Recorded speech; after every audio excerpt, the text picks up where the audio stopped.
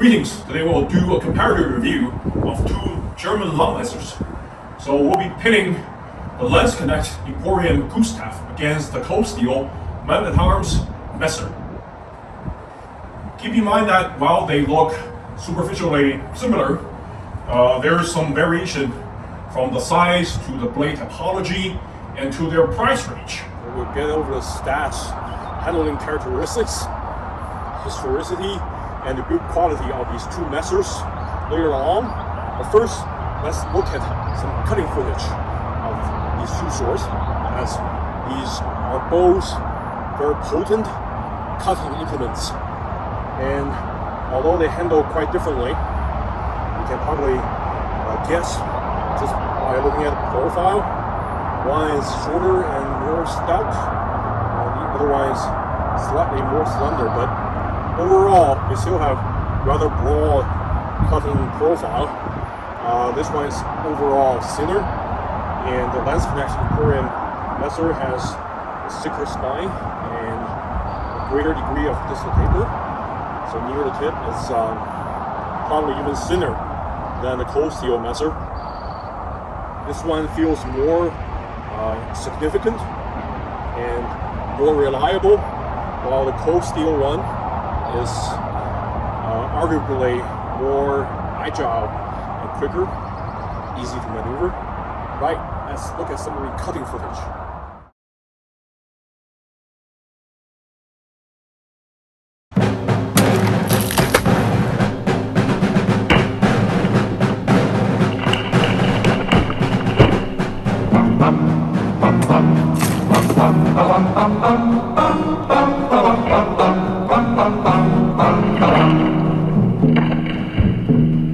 Unsere liebe Frau vom kalten Ronnen beschert uns armen Landsknecht eine warme Sonne.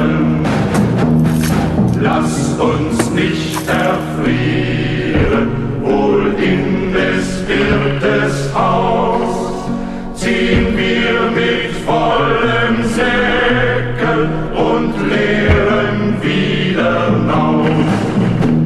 Die Trommel, der Mann, hei, ridi ran, frisch voran, Landsknecht voran. Der Trommler schlägt Parade, die Seidenfahnen wehen. Jetzt heißt auf Glück und Gnade ins Feld spazieren gehen. Das Korn reift auf den Feldern, es schnappt der Hecht im Strom. Heiß weht der Wind von Geldern herauf den Berg ob so. Die Trommel, der Mann, hei, ridi ran, frisch voran, Landsknecht voran. Wir schlucken Staub beim Wander, der Säckel hängt uns vor.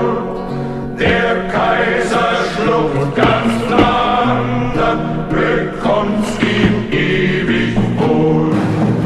Er kennt beim Länderschmause, wie die Welt erwürgt. Hier wohnt ein lieb Zuhause, das weinte, wenn ich stürmt. Die Trommel, der Mann, hei, ridi ran, frisch voran, Landsknecht voran. Pam, pam, pam, pam, pam, pam, pam, pam.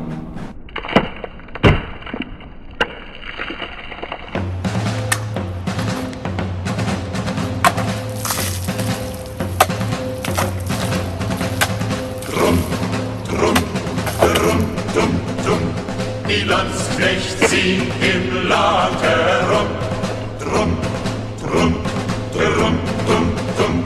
Mit Trommeln, Dröhnen und Gebrumm. Es schrillen die Flöten, das Kriegsvolk es singt, es flattert Panzer, die fahren, es jauchzt und es klingt.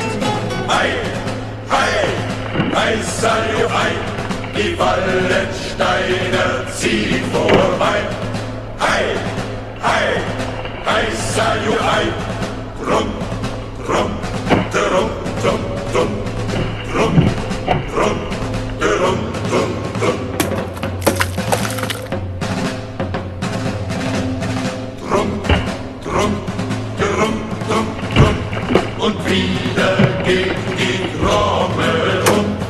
Drum, drum, drum, drum, drum. Sie wird nicht müde und nicht stumm. Sie treuet dem Schweden im blutigen Krieg. Wir hören sie beim Sterben, wir hören sie beim Sieg.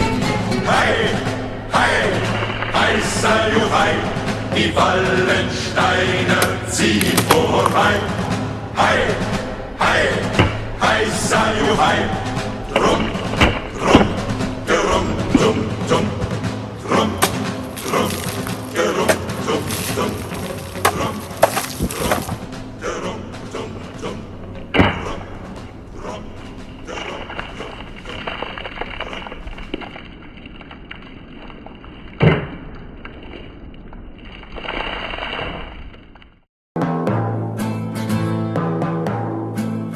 Görg von Frunsberg führt uns an. Tralalalala. Der die Schlacht gewann, Lehrmann von Pavia. Der die Schlacht gewann, Lehrmann von Pavia. Kaiser Franz von Frankenland. Tralalalala, fiel in des Frunsbergs Hand, Lehrmann vor Pavia. Fiel in des Frunsbergs Hand, Lehrmann vor Pavia. Alle Blümlein standen rot, tralalalala. Heißer wie schneit der Tod, Lehrmann von Pavia. Heißer wie schneit der Tod, Lehrmann von Pavia. Als die Nacht am Himmel stund, tralalalala, Trommel und Pfeif ward kund, Lehrmann vor Pavia. Trommel und Pfeif ward kund, Lehrmann vor Pavia.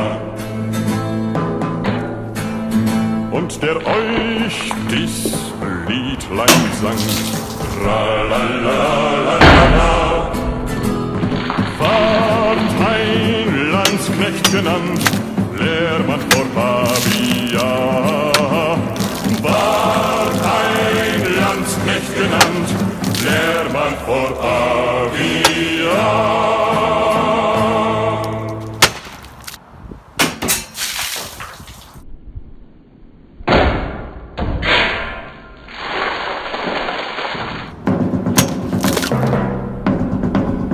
Das Leben ist ein Würfelspiel, wir würfeln alle Tage. Dem einen schenkt das Schicksal viel, dem andern Mühe und Klage. Drum frisch auf, Kameraden, den Becher zur Hand, zwei setzen auf den Tisch. Die eine ist für das Vaterland, die andere ist für dich.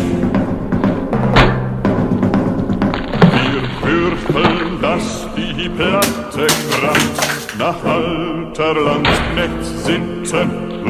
Schon mancher, der das Spiel verlacht, verschwand aus unserer Mitte. Drum frisch auf, Kameraden, den Becher zur Hand, zwei setzen auf den Tisch. Die eine ist für das Vaterland, die andere ist für dich. Noch würfeln wir unser Glück und ein gut Gelingen, vielleicht auch bald das Genick, wenn die Granaten singen.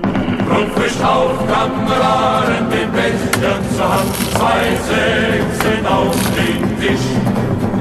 Die eine ist für das Vaterland, die andere ist für dich. Doch Furcht, die ist uns unbekannt, wie auch die Würfel liegen.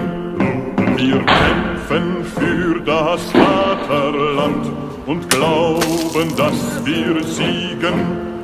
Rundfrisch auf, Kameraden, den Becher zur Hand, 2 Sechsen auf den Tisch.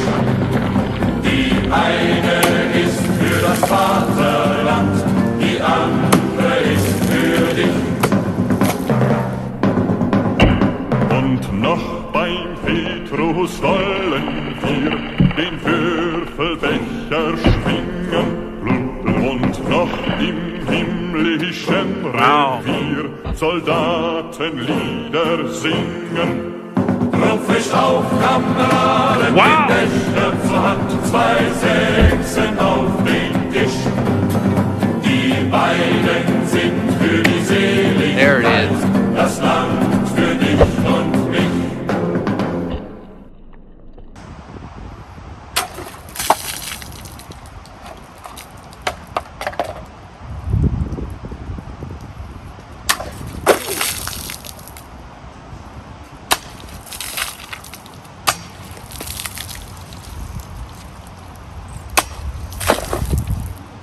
As I talked about earlier in my review of the French medieval falchion made by Angus Trim here, falchions and messers are close relatives.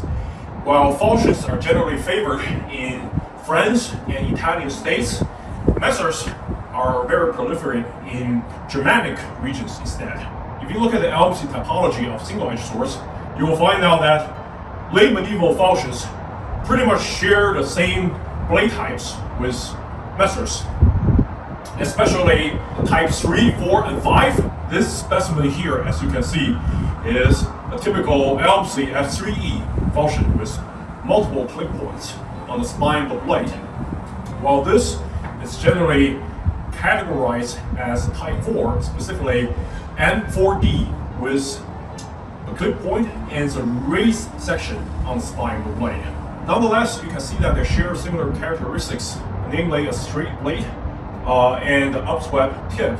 Generally speaking, long messers appear to be shorter than late medieval falchions.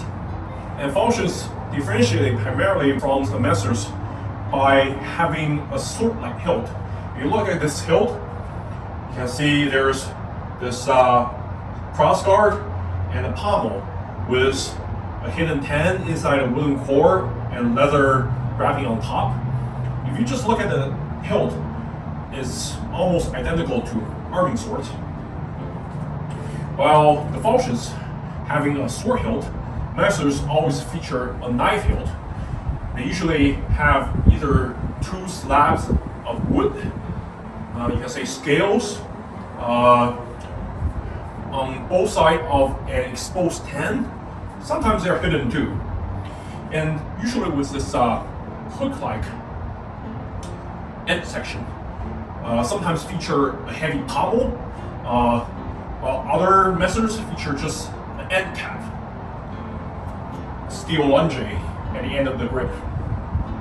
It was said that both the falchions and messers trace their origins back to the Viking Age sax, which is a single-edged sword, usually shorter than double-edged swords.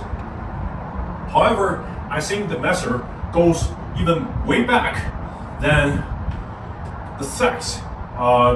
You can trace probably its origin back to the Germanic war knives called Teusker in classical periods, recorded to be used even further back in history as Germanic tribes banded together to fight Roman advances back to 1st century AD. I think in late medieval times, the the long messer and the crease messer, the long knife and the war knives, originated from the German Bauernwehr, meaning peasants' defense. They are just smaller size of knives, definitely with a nagel, a nail guard on the side. The falchions are generally used by medieval soldiers, the common infantries, as well as the heavily armed men-at-arms, usually as sidearms or sometimes as self-defense weapons in civil contexts.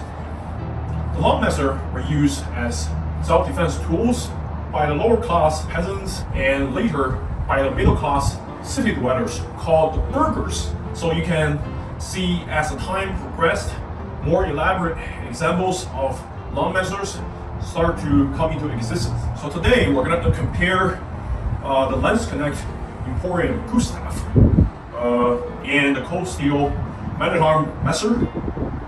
This one is generally priced under $200, while the Landsknecht Emporium example is priced between 250 to 500 euro.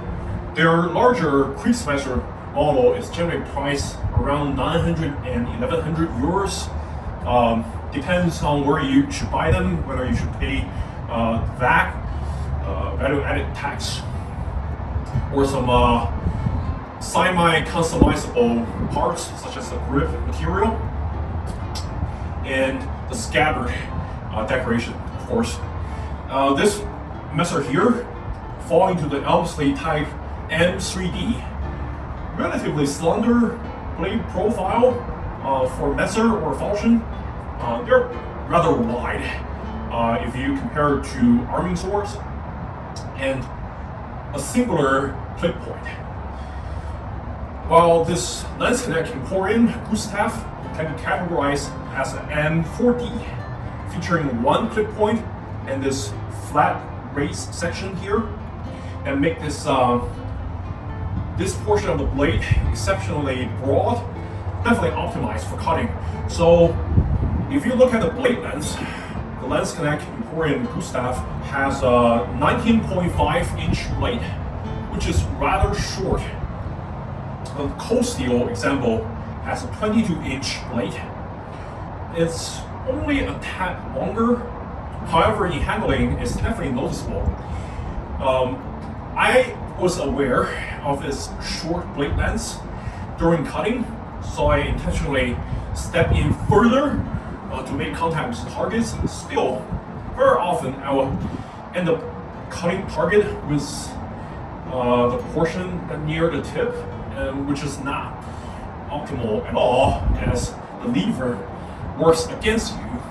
With the same kind of reach, you generally will cut in this section over here on the cold steel messer, so it just feels more natural. It has a certain inertia when you swing the blade.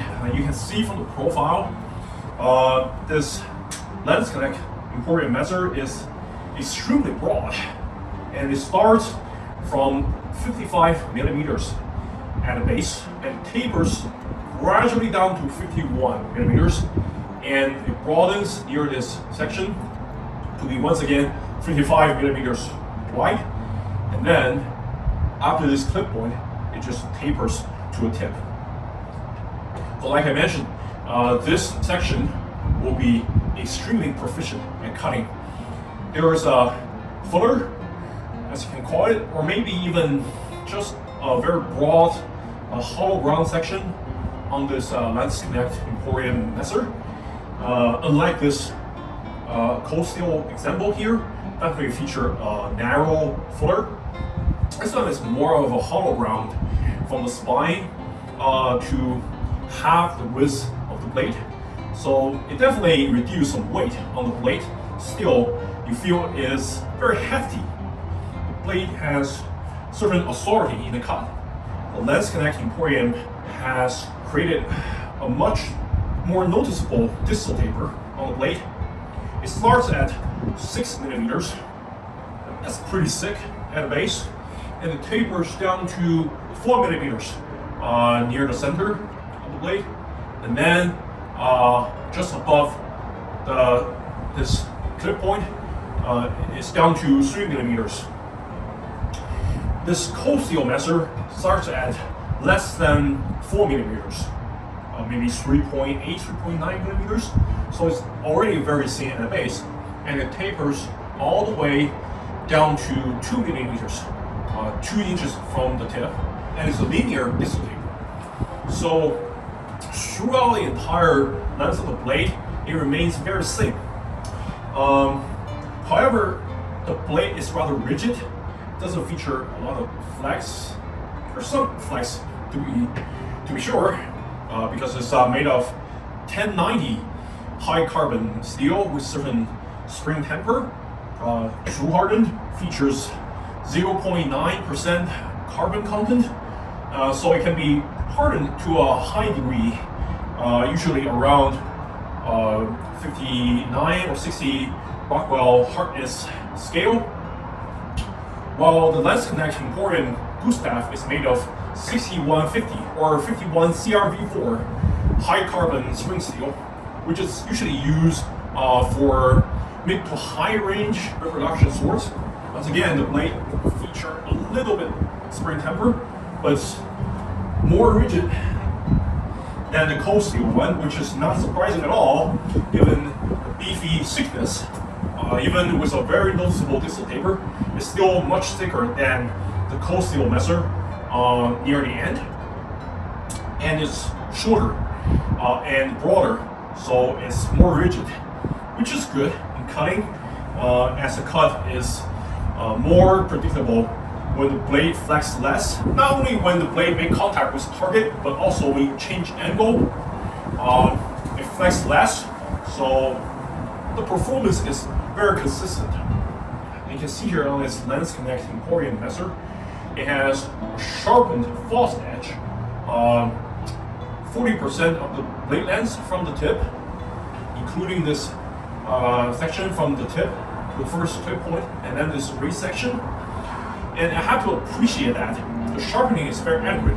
It's as sharp as the front edge. So when you do these Zurkal twisting cuts in these German traditions, it's definitely very effective. While the cold steel doesn't feature any false edge at all, the spine remains the thickest part of the blade. So that's definitely a point plus for the Landsknecht Gustav. So this beefy blade on the Gustav make the blade has a weight distribution very different from the cold steel one. The cold steel measure handles very lively. If you just look at the weight of these two measures, they are similar. This one is lighter at 938 grams, so that's 2 pounds and 1 ounce. And this one is definitely heavier at 983 grams. The website listed at 950 grams, but this example is slightly heavier, 2 pounds and 3 ounces. If you consider the length difference of these two measures, this one is being shorter, but it's definitely more stout and more heavy. If you look at the point of balance, it's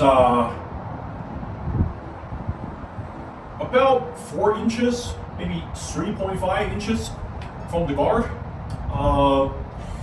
So that's pretty good. Well balanced for sure. However, if you look at the cold steel measure, it's balanced very close to the crossguard, 2.5 inches. So handling this is very easy, and my wife doesn't cut with swords at all. But sometimes when she's out there helping me recording the test cutting session, she does some cutting herself. This measure is very easy for even lady weighs 100 pounds, highly maneuverable. Long measures usually feature a longer grip. Occasionally you can even try to grip it with 2 hands, maybe 1.5 hand.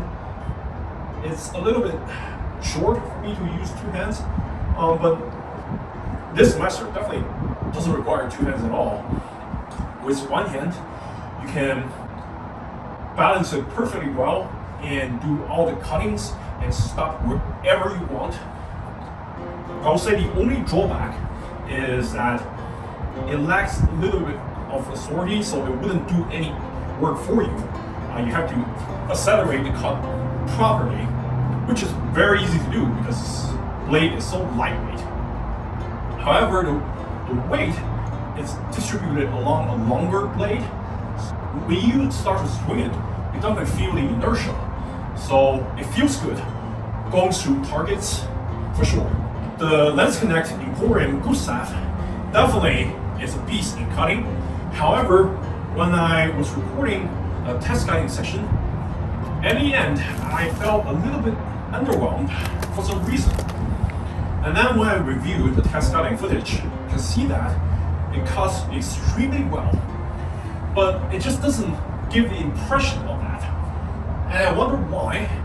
Perhaps it's a little bit short, but the blade is hefty, but the weight is kind of concentrated near the hand. So it has this feel akin to handling a large knife, like a long Bowie knife or maybe a machete. It doesn't feel much like a sword. Well, that's not the problem in itself, as it is a knife. A gross messer or a long messer, it is a knife indeed. Actually, the construction and perhaps even handling characteristics was used as one of the excuses for knife makers to get into the sword market. You see, back into the 15th century, many cities in the Germanic regions require adults to own an edge weapon. When the occasion rises, you have to be called upon to defend your city, along with militias and probably even mercenaries. There is a great demand for swords and other edge weapons. Knife makers perhaps use this opportunity to get into the market to earn some handsome profit.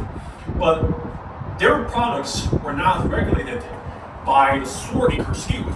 That was cited as one of the reasons why big knives and long knives were so popular in Germanic regions. When I did my test cutting session, the cutting was impressive enough, and my wife asked me, "Is this the sword or you?" And I answered smugly, "Both," which is kind of true. I am a more experienced cutter now, as I just received this Gustav from Landsknecht Emporium after 8 months. So that's kind of a long waiting period after you place the order. It's even approaching Albion territory. I wrote an email asking Landsknecht Emporium about the waiting time. They said last year during the pandemic, their shop was shut down. So that's perhaps one of the reasons. I'll have to say that it cuts really well, and it's a properly made sword. If you look at the finish on the blade, there's a satin finish. It's very even. However, there are some tool marks on the blade, some scratch marks even on the box. So that's curious. I wonder whether they had a test cutting after they're done with the blade, which is appropriate. A maker should test their products. But I just wish that they could touch up with the finish, so it wouldn't ship with all these scratch marks on the blade. You can definitely see here, this cold steel messer is blued, it's gone blue, so it's very modern. To Cold Steel's credit, they mentioned this on their website, state this messer is more of a modern interpretation of a historical arm instead of a one-to-one reproduction of a historical example. Designed by Dave Baker of Fortune Fire fame. If you look at one of the Fortune Fire episodes, one of the finale weapon is a German Landsknecht, and indeed, Dave Baker himself had to make this knife in 4 or 5 days time to prove that it's doable before the contestant even started to make this sword. The example they unveiled at the beginning of the finale is exactly the prototype for this messer, and Cold Steel asked one of their contract forgers to replicate this prototype, and indeed, it's a very lively sword, given that it's designed by a famed blade maker. But this gum blue will probably turn off some historical arms collectors. It doesn't bother me at all because it requires less maintenance. You won't have to oil it every time after you do a test cutting session. And we can see here, both of these messers feature a secondary bevel. This cold steel messer is priced under $200, so having a secondary bevel is, I guess, acceptable for that price. It's a little bit disconcerting on this one when it's priced at $500. You see, their messers are all made as unsharpened, not exactly blunt, but you can order them unsharpened as practice weapons. So they're safer. When you order them sharp, they'll do a quick grinding on the edge to make this secondary bevel, which I'm really not a fan of. But I have to say, $500 is a lot less than, let's say, Albion's messer, the Soldat, which is priced at $1,220. That's 2.5 times of this Landsknecht Emporium messer. Even though it features a longer blade at 25 inches, I'm not overly upset about the secondary bevel on this one because it's very sharp, paper slicing sharp, both the front and false edge. Very adequate indeed. And this secondary bevel, it's not bad. It's more of a apple seed geometry. It could be better. I didn't really feel the blade catching onto the material as it glides through the target, but it definitely could be better. The cold steel messer came very sharp, probably one of the sharpest cold steel swords I owned. In the first test cutting session, it cuts really well. I think the sharpness definitely helped, along with the very thin blade. However, with a blade this thin, having a pretty much full flat ground from the footer down to the edge, I discovered that after I cut a few times, accidentally cleaved into the stand, it started to lose its sharpness. So edge retention ability of this messer is a little bit questionable. It's not bad, it just, you need to resharpen it from time to time.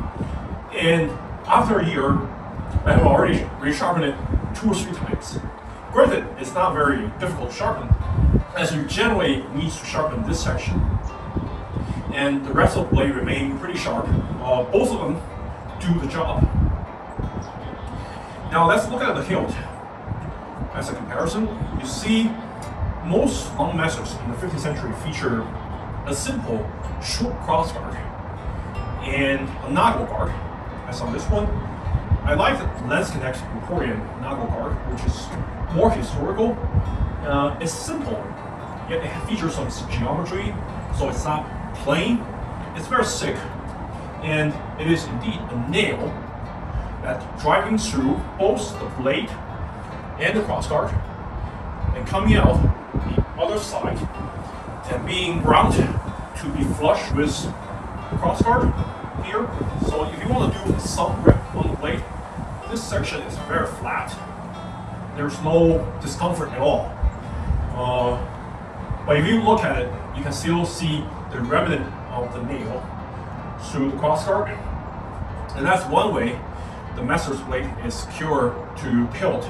It features this upswept section on the crossguard, and also a short knuckle bolt. You can see the cold steel's example features similar upswept crossguard, and it's diamond cross section on the crossguard. All the edges are round to be rounded, so there's no discomfort at all, which I highly appreciate. It's also blued. There's no worrying that it will rust or having any corrosion. Aesthetically, it's consistent with the blade and pommel, which is nice. And you can see that the entire guard, including the knuckle bolt and this knuckle, is one piece. So it's not historical, as this knuckle guard should drive through the blade. And it features this shell-shaped knuckle guard, which is rather unconventional for period long messers. But it doesn't really bother me, and the shape of the shell guard is pretty good. It offers ample protection to your hand, and it wouldn't really get in the way. All the edges, once again, are rounded, so very comfortable to handle. Also, you can see it here, this knuckleball is longer than Landsknecht Emporium Gustav. So it offers more protection.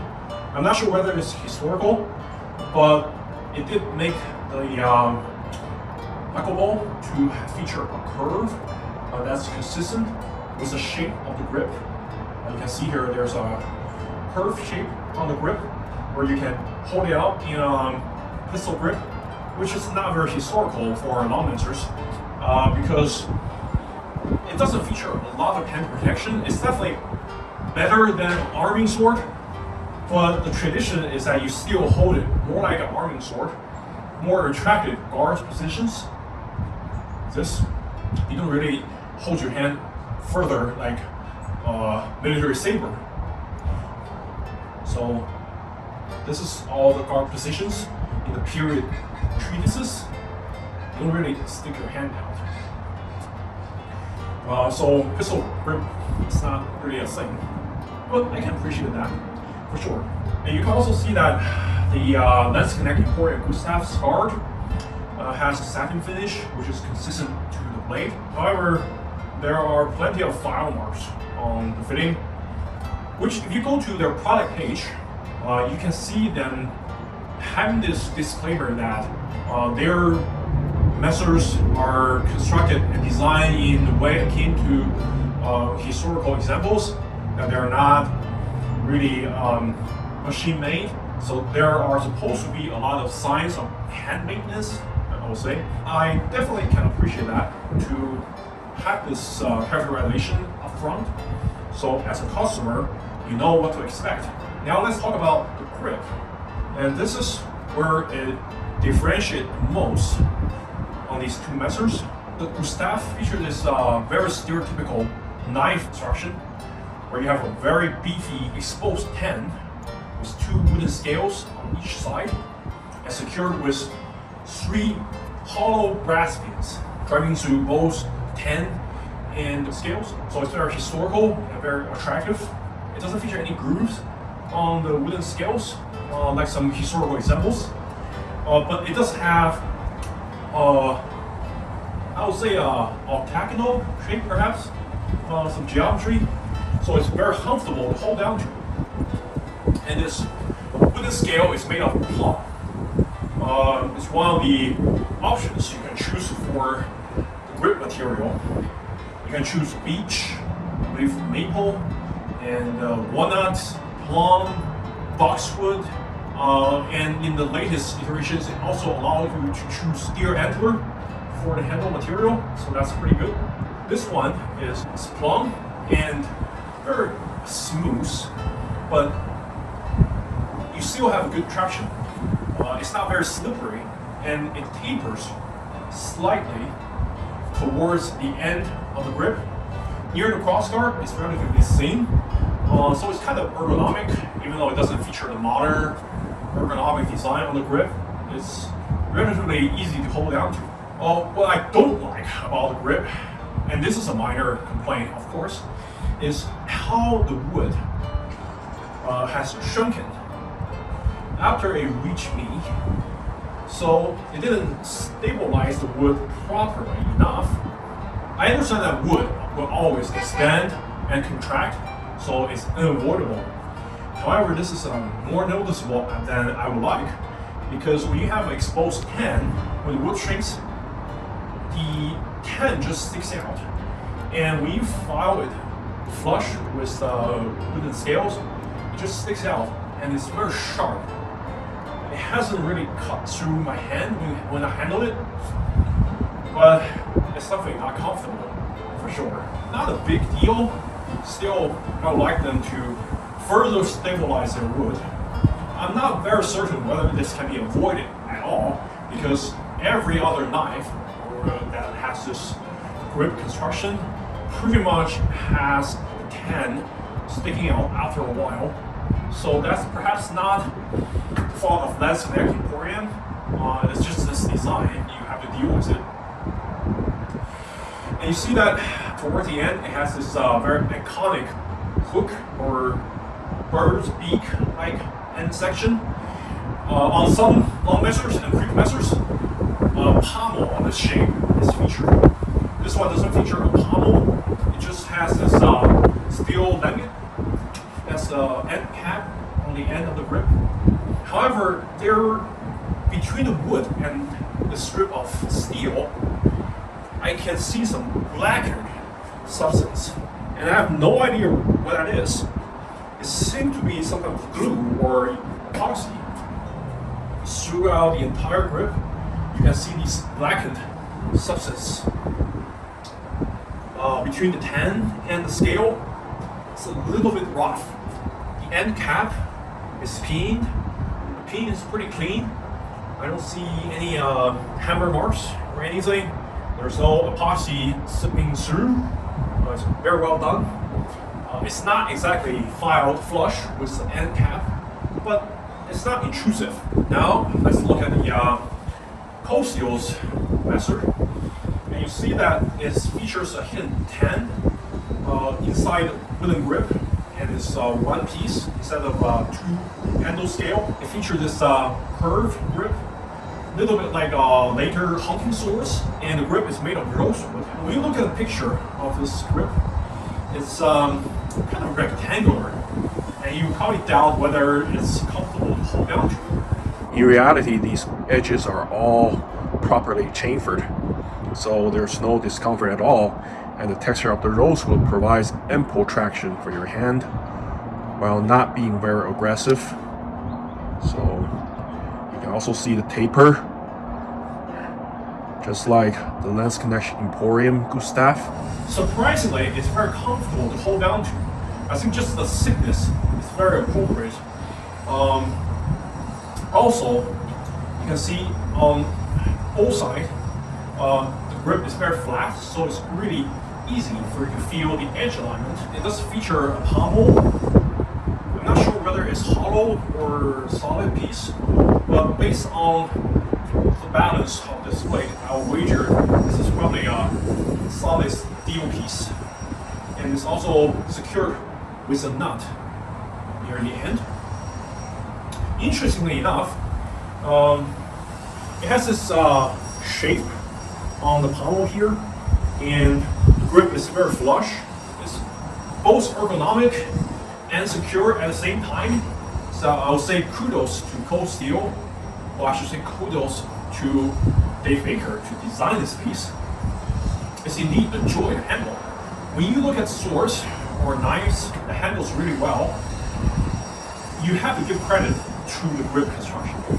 The thickness, dimension, the geometry of the grip really matters a lot. Personally, I prefer the grip of leather wrapping over wooden core on Falchions. It's just more comfortable, features more cushion and more traction. But I will say that wooden scale on messers is definitely very attractive also, especially on this Landsknecht Emporium Gustav. The grip constantly reminds me of steak knives, which is funny, and I like it too. And you can see here, the blade also protrudes away from the grip instead of having this blade mounted symmetrically on each side of the grip. So that's definitely some characters. Incidentally, this Gustav blade is the biggest, I should say the broadest and the shortest among their offerings.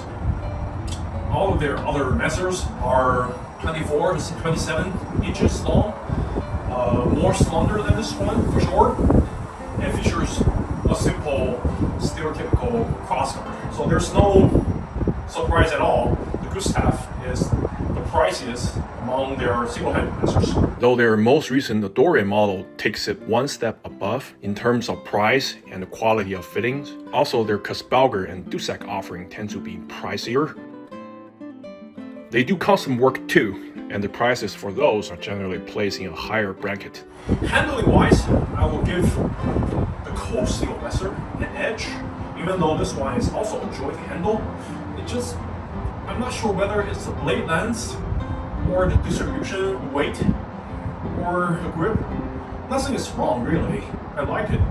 It just feels a little bit underwhelmed. Cold steel was more memorable. Easy to stop.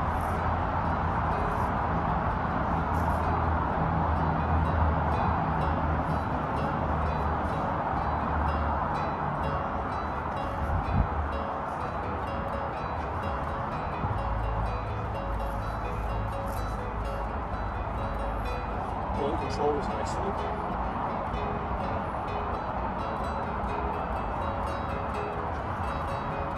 Easy to do a snap cut. The Landsknecht Emporium Gustav, much more stout, significant. You feel more of the effect of inertia. Point control isn't bad. Just feel overall slower, less responsive. This exceedingly broad profile makes it very efficient in cutting. Bevel is really deep. So yeah. And the false edge is really long and really sharp, which I appreciate.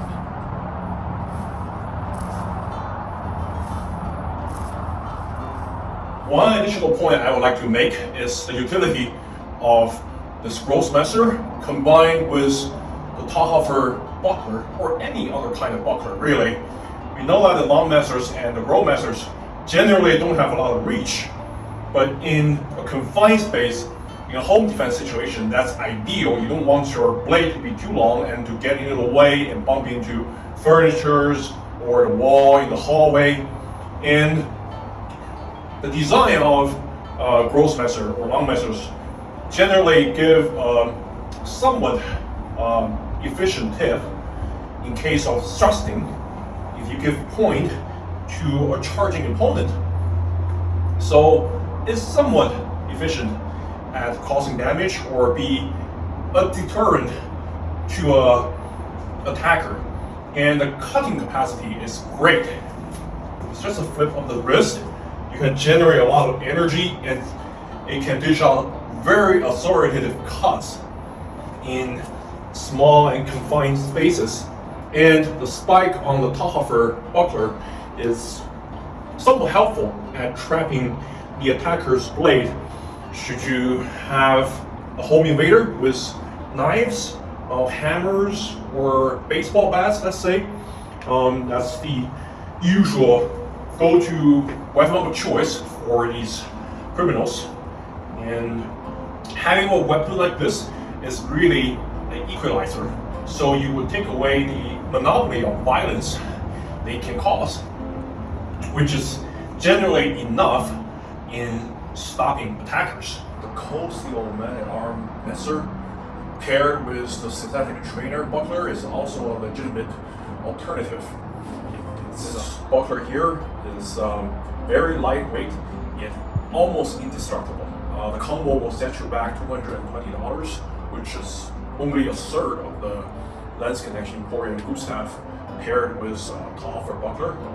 Yet it lacks the defensive advantage that the Talhoffer buckler offers, without the curved surfaces and the spikes and the protruding boss.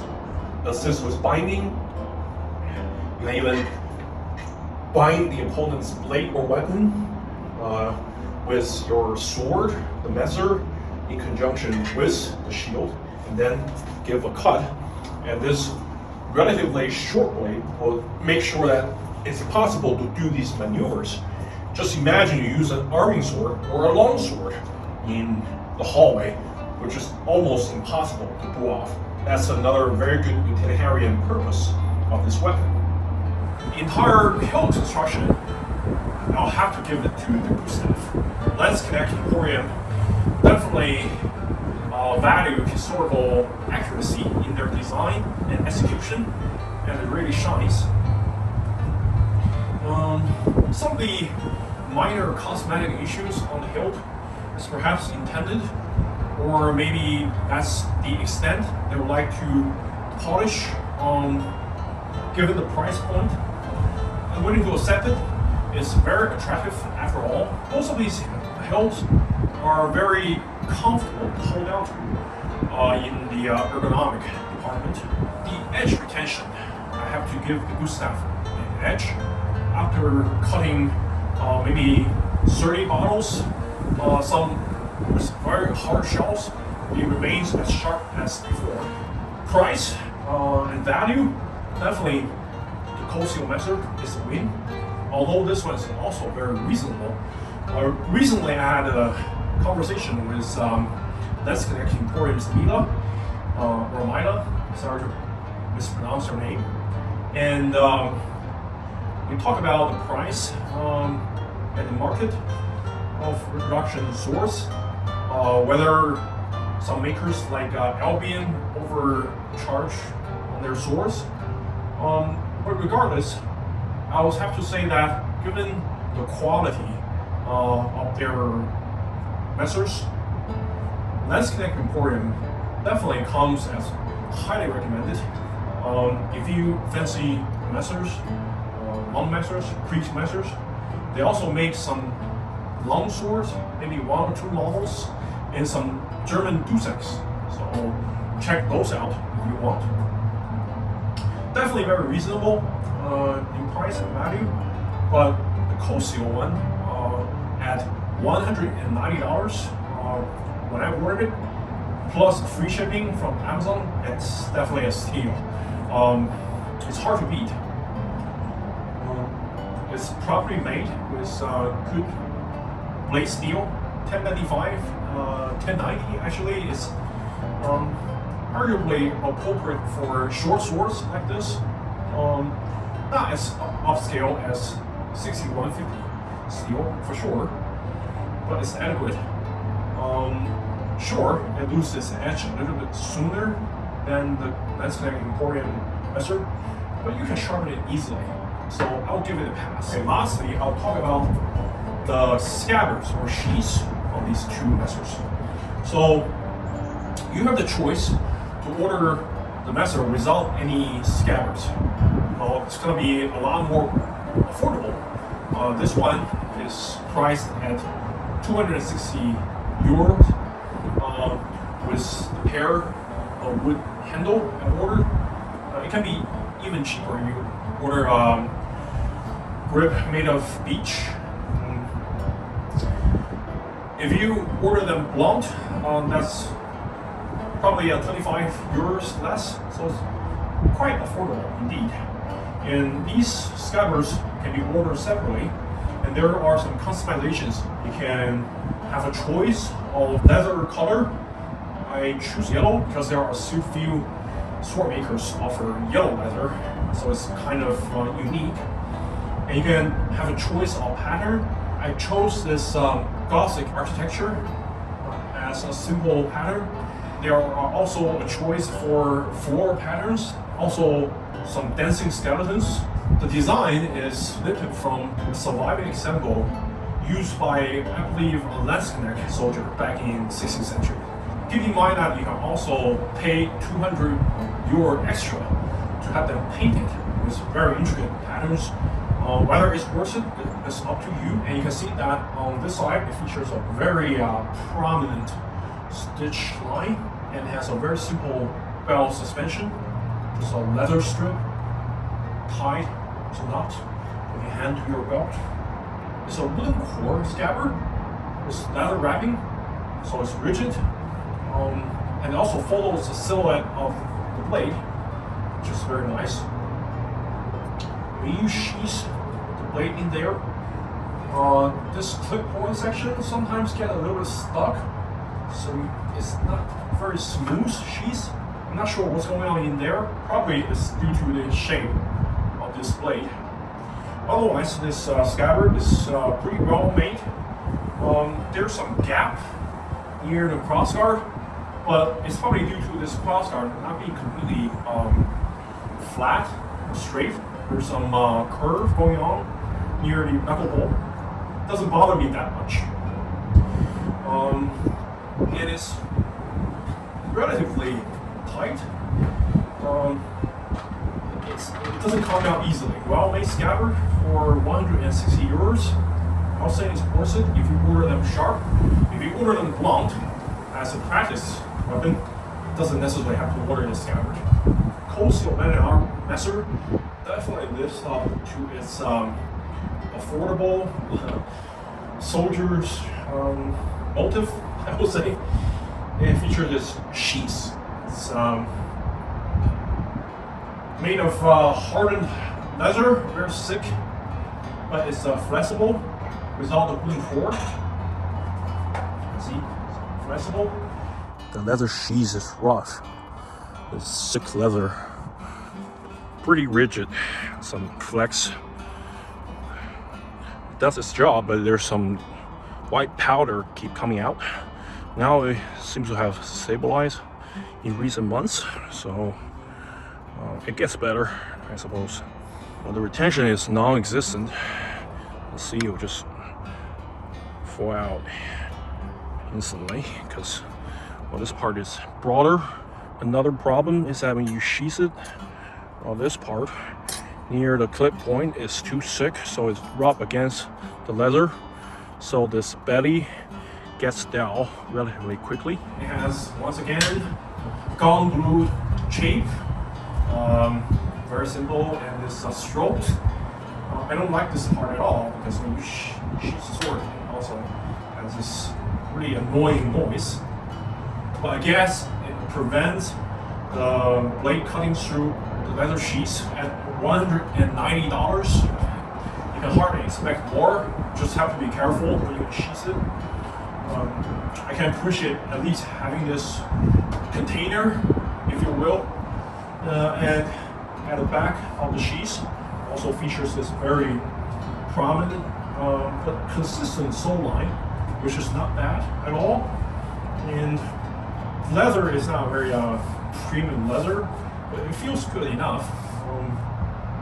One thing I don't like is this throat piece has these sharp edges, and this point here, it can cause some discomfort, potentially even hurt you. If you hold the sword this way, or maybe latch onto your clothing. So they should definitely round the edges. Here, near the shape is less of a problem. At $190, it's a value hard to beat for a cold steel messer. It's stated as a modern interpretation of a long messer, and indeed is a very competent piece with good handling characteristics. If you have an itch for a long messer and you don't want to spend at least $500 on a HEMA piece, there are some other makers in Europe that make messers, but generally speaking, they are above 400, 500 euros. So I definitely appreciate in the budget market, you can have a solid piece of long messer, the handle like one, even though it's not 100% historical. The Landsknecht Emporium messer is definitely historical, and it's very unique. The Gustav model is. If you fancy a more slimline and elegant messer, just know Landsknecht Emporium also offers models like the Gunther, Gottfried, and Karl, all with longer and slenderer profiles. Also check out their massive Kriegsmesser, Katzbauger, Duseks, longswords, and rundle daggers. Highly recommended. So there you go, a review and juxtaposition of two German long messers. Please give us a like and subscribe if you enjoyed the video.